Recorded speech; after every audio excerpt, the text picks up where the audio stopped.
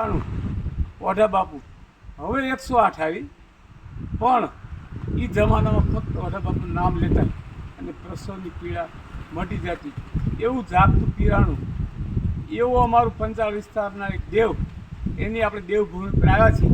અને એમની પેઢીમાં જે ભાઈ શ્રી દિનેશભાઈ છે ખાચર, એમને યાર આપણે વાત કરી અને બાપુ વિશે ઊંડાણથી કહે છે.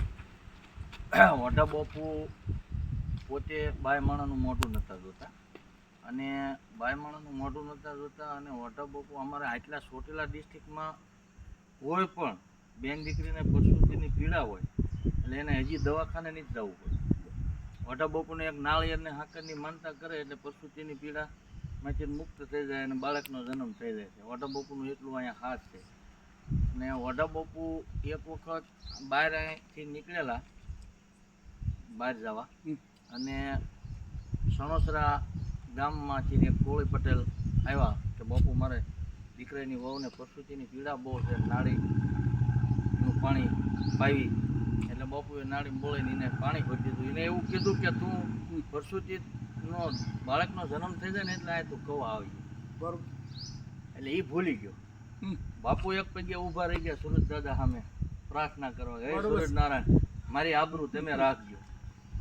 એટલે બાપુ ઊભા રહી ગયા. બીજે દી એને પેટમાં દુખવા માંડ્યું. એટલે એ આવ્યા પટેલ કે બાપુ મારી ભૂલ થઈ ગઈ, બાળકનો જન્મ થયો ને દીકરાનો જન્મ થયો, તાકે સારું થઈ ગયું. પછી ત્યાં સામે અત્યારે ઓઢા બાપુનું જે મંદિર બીજું છે ત્યાં પગલું છે, પગલાનું નિશાન પણ પથ્થરમાં પડી ગયું છે ઓઢા બાપુ. અને ઓઢા બાપુના દીકરા ભાણ બાપુ, ભાણ બાપુ એવા જ હતા. અને ભાણ બાપુના દીકરા આલા બાપુ, આલા બાપુના દીકરા ગોહા બાપુ, અને ગોહા બાપુના દીકરા હું દિનેશભાઈ ખાસ. દિનેશભાઈ એટલે એક વંશાવળી, એક પેઢીમાં જે વારસાગત છે એ આ બાપુ આપણે સામે હાજર છે. આપણે એમનું જીવન કવન જાણ્યું અને આ વિસ્તારનું દુઃખ કરતા પ્રગટ પીરાણું ઓઢેશ્વર મહાદેવ અને ઓઢા બાપુ જે સેવા કરી છે શંકર ભગવાન એ આ સ્થળ છે. અને શિવ ભગવાનનું મંદિર છે. અહીંયા ભીમોરાની ભયંકર લડાઈ કરેલી અને લડાઈ પણ થયેલી, અને એમનો પણ સામનો આ જ પરિવારે કરેલો.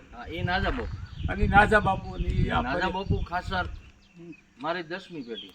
નાજા બાપુ ખાચર જે મેઘાણી સાહેબે ઉલ્લેખ કર્યો છે, મારે એ દિનેશ બાપુ રહ્યા એમની 10મી પેઢી થાય. મારાથી માનો ને કે દિનેશભાઈ, પછી ગોહા બાપુ, પછી એમના બાપુ આલા બાપુ, એમના બાપુ ભાણ બાપુ, એમના બાપુ ઓઢા બાપુ, ઓઢા બાપુના બાપુ હમીર બાપુ, હમીર બાપુના બાપુ સુરા બાપુ, અને એના બાપુ નાજા બાપુ.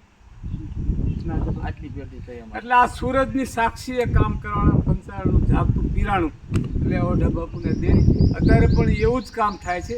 અને અમને આજે આ બાપુને મળી ખૂબ ખૂબ આનંદ થયો અને એકદમ લાગણી થઈ કે ચાલો અમે આ ભૂમિ પર રહી છીએ અને આ ભૂમિનું પ્રગટ પીરાણું દર્શન ન કરી તો જીવન અમારું અફળ રહે. એટલે અમે આવ્યા હતા અને આજે દર્શન કર્યા અને ખૂબ અમને આનંદ થયો છે. અને બાપુની આ સાનિધ્યમાં આવ્યા એનો અમને આનંદ છે.